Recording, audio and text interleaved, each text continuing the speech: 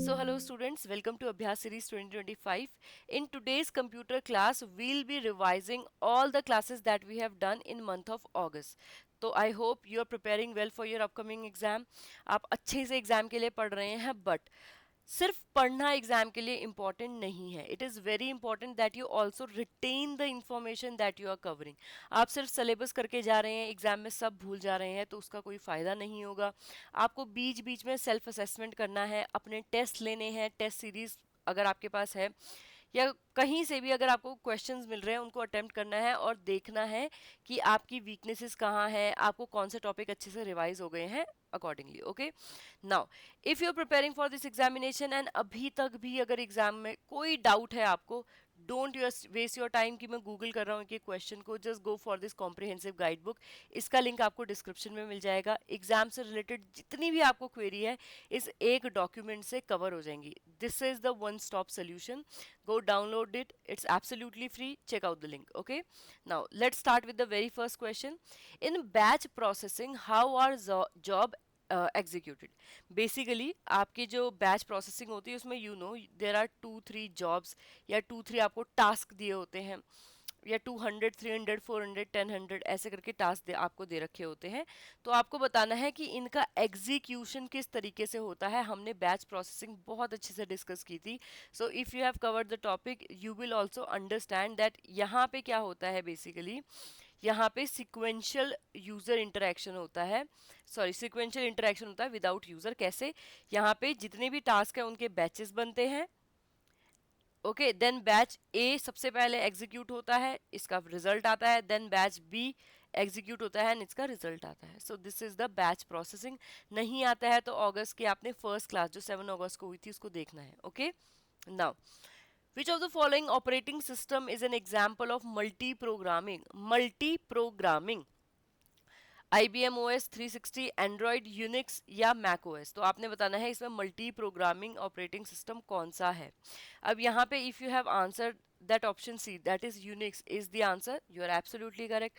नहीं दिया है तो अभी भी आपको थोड़ी सी दिक्कत हो रही है. आपने देखना है मल्टी प्रोग्रामिंग क्या होती है where we can run more than one program. हम एक से ज़्यादा प्रोग्राम को एक टाइम पे रन कर पाते हैं using the same operating system. तो उसको हम बोलते हैं multi programming. Now, which operating system would most likely to be found on a personal computer?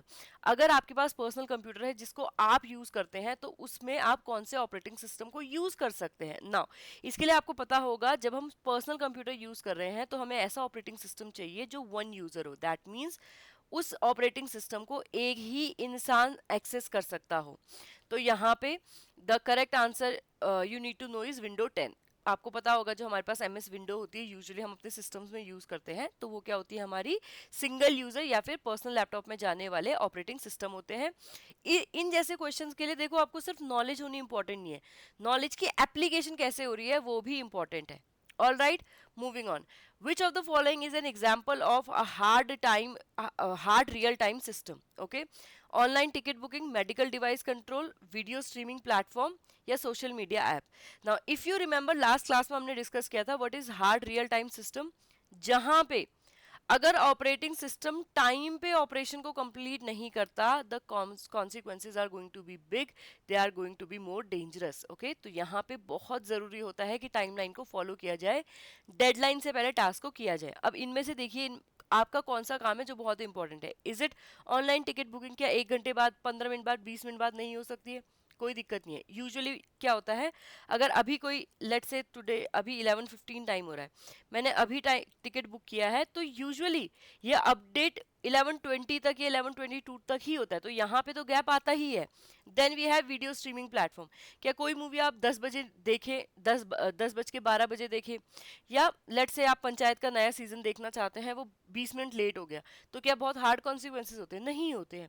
Social media app, अगर कोई चीज़ लेट रिलीज हो रही है तो क्या बहुत उसके कॉन्सिक्वेंसेज होते हैं? नहीं होते हैं. But medical device if you are talking about, यहाँ अगर पेस मेकर यूज़ कर रहे हैं उसमें कोई दिक्कत आ जाती है तो क्या उसके कॉन्सिक्वेंसेज होते हैं? बहुत डायर कॉन्सिक्वेंसेज होते हैं. So option B will be the correct answer. Moving on. Which of the following is the smallest type of memory in a computer system? अब यहाँ पे you options are cache, RAM, hard disk drive और is it optical disk? मैंने आपको बताया भी था, जो हमारी स्मॉलेस्ट मेमोरी होती है बियॉन्ड मेमोरी यूनिट, जो सीपीयू यूनिट का पार्ट है, वो हमारी क्या होती है? रजिस्टर। ठीक है, बट रजिस्टर यहाँ ऑप्शन में नहीं है, तो यू शुड नो रजिस्टर के बाद सेकेंड स्मॉलेस्ट या फिर मेमोरी यूनिट पे सबसे स्मॉलेस्ट क्या होती है? आपकी cache memory.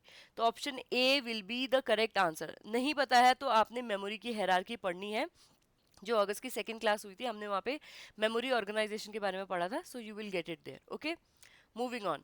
Which of the following statement is true about the type of ROMs that can be electrically erased and reprogrammed? मैंने आपको पहले ही बताया था, रोम ऑपरेशंस के लिए, रीड ओनली मेमोरी के लिए, जो कि प्राइमरी मेमोरी का पार्ट है, इजी नहीं होता कि उसमें जो स्टोर डेटा है या जैसे वो प्रोग्राम की हुई है हम उसको डिलीट करके दोबारा प्रोग्रामिंग करें। ठीक है, ये कब पॉसिबल होता है? जब स्पेशल ऑपरेशन हम अप्लाई करते हैं। तो स्पेशल ऑपरेशन करते हुए भी हमें बताना है कि इनमें से कौन सा है जिसमें हम इलेक्ट्रिक ऑपरेशन प्रोड्यूस करते हैं, ताकि उसको रीप्रोग्राम किया जाए, डिलीट किया जाए और नए प्रोग्राम को लोड किया जाए। Is it PROM, is it EEPROM, is it EEPROM, or is it ROM?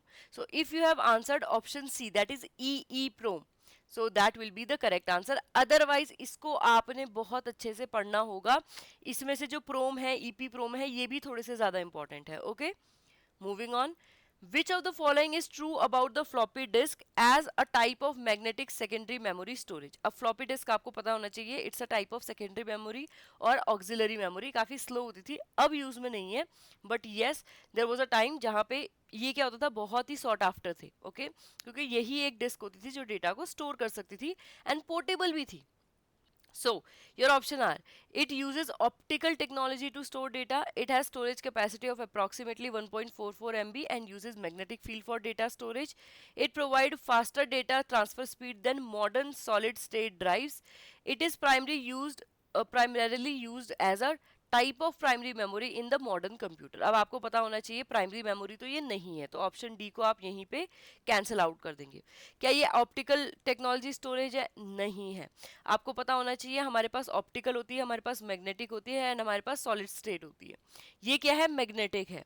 ठीक है, बट क्या ये मॉडर्न सॉलिड स्टेट ड्राइव से फास्ट है? बिल्कुल भी नहीं है। With advancement in computer we have made devices more faster not slower. ठीक है, तो यहाँ क्या है, देखो फ्लॉपी ऐसी डिस्क थी जहां पे बहुत ही लिमिटेड स्टोरेज स्पेस हमें मिलती थी एंड ये मैग्नेटिक फील्ड का यूज करती थी। ऑलराइट, इसको आपने अच्छे से याद करना है। Moving on. Typically the size of dual DVD is approx dash GB. तो आपको पता होना चाहिए जब हम डीवीडी की बात करते हैं तो यहाँ पे लेट से डेटा यहाँ स्टोर हो रहा है। ठीक है, कुछ डीवीडीज में क्या होता है, डेटा बोथ साइड पे स्टोर होता है, तो आपने बताना है जब डेटा बोथ साइड पे स्टोर हो रहा हो तो हमें कितना स्टोरेज स्पेस जीबीज में मिलता है।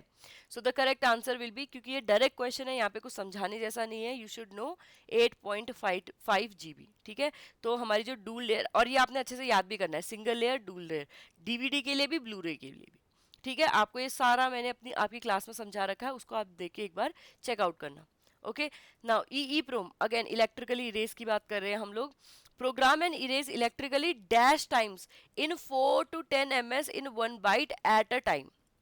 अब इसको जब हम इरेज कर रहे हैं तो हम ये इरेजिंग ऑपरेशन, ये आपकी EEPROM है। ठीक है, तो इसको हम कितनी बार इरेज एंड रीप्रोग्राम कर सकते हैं, ये ऑपरेशन कितने टाइम्स हम कर सकते हैं?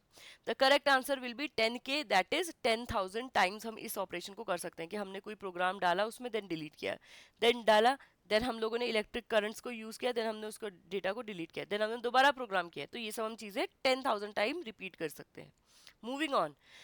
The first known companion virus globe was discovered in which year? तो ये आपने याद रखना है, हम फर्स्ट वायरस की बात नहीं कर रहे हैं, हम बात कर रहे हैं first known companion virus. Companion virus globe जो हमारे पास है। ठीक है, अब आपको यहाँ से ये भी याद होना चाहिए कि फर्स्ट नोन हमारा कंपेनियन वायरस कौन सा था, that will B globe. Okay, तो आपने बताना है कि इसकी डिस्कवरी कौन से ईयर में हुई थी। Again a very direct question, I hope you have answered option D, that is 1992। Okay, moving on. Melissa A is an example of which type of virus. अब हमने टाइप ऑफ वायरस पढ़े थे, मैंने आपको definition तो बता दी थी, but exam वाले आपसे एग्जाम्पल पे भी क्वेश्चन पूछ सकते हैं, तो ये क्वेश्चन एग्जाम्पल पे ही है। Is it multipartite, is it macro, is it stealth, और is it boot sector virus. So if you have answered option number B macros virus, जितने हमारे मैक्रो ऑपरेशन होते हैं, जिनमें भी मैक्रो मतलब फंक्शन होता है, जैसे कि आपके एक्सेल है, आपका वर्ड है, ठीक है, आपकी पीपीटी है, तो वहां पे मैक्रो का ऑपरेशन आता है। तो जब आप मैक्रो की कोई फाइल बनाते हैं, वहां वायरस अटैक करता है, that will be the macro virus. Okay, an example इसका है Melissa A. Now which of the following best describe a mail bomb. बहुत इजी क्वेश्चन है, क्योंकि सब क्वेश्चन वैसे भी आपके लिए डिफिकल्ट नहीं होंगे। अप्रॉक्स 10 क्वेश्चन आ रखे हैं पास्ट ईयर में, तो आपको बताना है कि इनमें से मेल बॉम्ब वाला जो डिस्क्रिप्शन है वो कौन सा फिट बैठता है। Malware that encrypts the file and demand ransom, sending a very large number of file or emails or a huge message to crash the recipient system, unauthorized monitoring of network traffic, and program that hide itself in the window registry. तो थोड़ा mail bomb, that means mail हम दे रहे हैं, and what does actual bomb do, तो damage करता है, तो हम मेल के थ्रू डैमेज कर रहे हैं। तो इसमें से कौन सा फिट बैठता है, आप यहीं से देख लीजिए। जब हम बहुत ज्यादा नंबर में या बहुत ही हैवी टेक्स्ट के साथ काफी लंबा मेल भेजते हैं, तो जिसकी वजह से क्या होता है, रिसिपिएंट का सिस्टम जो है वो उसको लोड करता रहता है, बाकी के मेल्स वहां पे आते रहते हैं, वो ट्रैफिक जैम बना देते हैं, जिसकी वजह से और मेल नहीं आ पाते हैं, एंड सिस्टम क्रैश कर जाता है रिसिपिएंट का, जो भी उसका रिसीवर होगा। Okay, so the correct answer will be option number B. Moving on, while browsing the internet, which of the following major best protect a user from phishing and farming attack? तो ये prevention के लिए, fishing and farming मैंने आपको बता दी। एक में क्या होता है, जिसमें फेक वेबसाइट्स आर क्रिएटेड जो ऑथेंटिक लगती है। दूसरे में people are pretending to be someone. Phishing में क्या होता है, people are pretending to be a person that they are not. ठीक है, तो ये होती है फिशिंग। एंड फार्मिंग में बेसिकली क्या होता है, एक वेबसाइट बन जाती है जो कि बिल्कुल ही फेक होती है बट लेजिट लगती है। तो आपने बताना, अगर हमने प्रिवेंट करना है फिशिंग एंड फार्मिंग से, तो हमने कौन सी चीज को चेक करना चाहिए। Should we click on the link जो हमें प्रमोशनल ईमेल में मिलते हैं? बिल्कुल भी नहीं, ठीक है, बिल्कुल भी नहीं। Then relying on auto save password in browser, ये भी बिल्कुल नहीं। अगर आप पासवर्ड्स को इजीली सेव कर देते हैं और कहीं पे भी एक्सेस दे रहे हैं, तो आपको क्या होते हैं, आपके पासवर्ड जो होते हैं वो वेनरेबल हो जाते हैं। ओके, थर्ड पार्टी सेल कर देती है आपके password. Then checking for HTTPS and verifying the website URL before entering credential. अब आपको अगर पता है HTTPS में जो S है वो सिक्योर के लिए ही यूज होता है, तो आप इसको हमेशा चेक करोगे, एंड आप अपने आप को फिशिंग एंड फार्मिंग अटैक से बचा पाओगे। क्यों? क्योंकि HTTPS है, ये आपको बता रहा है कि यहाँ पे एक्स्ट्रा सिक्योरिटी प्रोटोकॉल लगा हुआ है, जो कि एक लेजिट वेबसाइट ही करेगी। तो it's one of the few step that you should take to prevent you from getting hacked also, getting also framed also in some kind of farming attack also, and to protect your privacy also. Okay, then disabling antivirus, ये तो बिल्कुल नहीं करना, क्योंकि antivirus आपको malware से and online attack से बचाता है। Okay, moving on, which attack exploit programming error to override memory and execute unauthorized code? तो प्रोग्रामिंग एरर को फाइंड आउट करके उस वाले पार्ट में डिलीट करके अपने कोड को इंस्टॉल करना, एंड विदाउट परमिशन उसको एग्जीक्यूट करना, ये कौन सा अटैक या किस तरह का वायरस होता है? Is it root kit, is it buffer overflow attack, is it farm flooding, traffic flooding sorry, और इज इट फार्मिंग? तो फार्मिंग एंड ट्रैफिक फ्लडिंग तो हम डिस्कस कर चुके हैं, हमारे पास बचते हैं root kit and buffer overflow attack. तो यहाँ पे आपको पता चलना चाहिए, this is a type of buffer overflow attack. Okay, moving on, which of the following is the most effective basic practice for ensuring safety while accessing online banking service? अब आपने अपने नेट बैंकिंग करनी है, you have opened the website of let's say ICICI bank, ठीक है, तो अब अपने आप को डबल सेव करने के लिए या अपने आप को और प्रोटेक्ट करने के लिए what we should do, shall we connected to always use public WiFi जो रेलवे स्टेशन पे बस स्टॉप से अवेलेबल होता है, shall we use it, ignoring software update, क्या हमने सॉफ्टवेयर को अपडेट करना बंद कर देना चाहिए, shall we disable the firewall को भी बंद कर दें ताकि हमारा सिस्टम बहुत तेज चले और मतलब जितनी परमिशन मांगी जाती है वो कम हो, और shall we use strong unique password, हमें एक अच्छा पासवर्ड यूज करना चाहिए, एंड 2 फैक्टर ऑथेंटिफिकेशन, कि आपने पासवर्ड डाल दिया तब भी आपके पास आपके रजिस्टर मोबाइल नंबर पे एक ओटीपी या फिर एक कोड आएगा जिसको एंटर करने पे कंफर्म हो जाएगा। कि ऐसा नहीं कि आपने पासवर्ड किसी को भी दिया, थर्ड पार्टी ने आपका पासवर्ड सेल कर दिया तो कोई भी आपका डेटा चुरा रहा है, एंट्री करके पैसे ले गया आपके, नहीं। इसमें क्या होता है, क्योंकि फोन आपके पास है, नंबर आपके पास है, ओटीपी उसी में आएगा, what you can do, OTP दे दीजिए एंड बैंक कंफर्म कर लेगा कि this is the person is you. Okay, now student, इसके साथ हमने आज की रिवीजन क्लास खत्म कर ली है। Now if you are preparing for this examination, अब बहुत लिमिटेड टाइम रह गया है, तो अगर आपको बस इतना चाहिए कि ठीक है मुझे जल्दी जल्दी जानना है, मैंने इसके लिए अच्छे से पढ़ लिया है, मुझे बस रिवीजन चाहिए, so go for the test series. Okay, now if you are somebody जिसने पहले एग्जाम्स की सीएससी की तैयारी, बाकी एग्जाम्स की तैयारी की हुई है, go for this special subject course.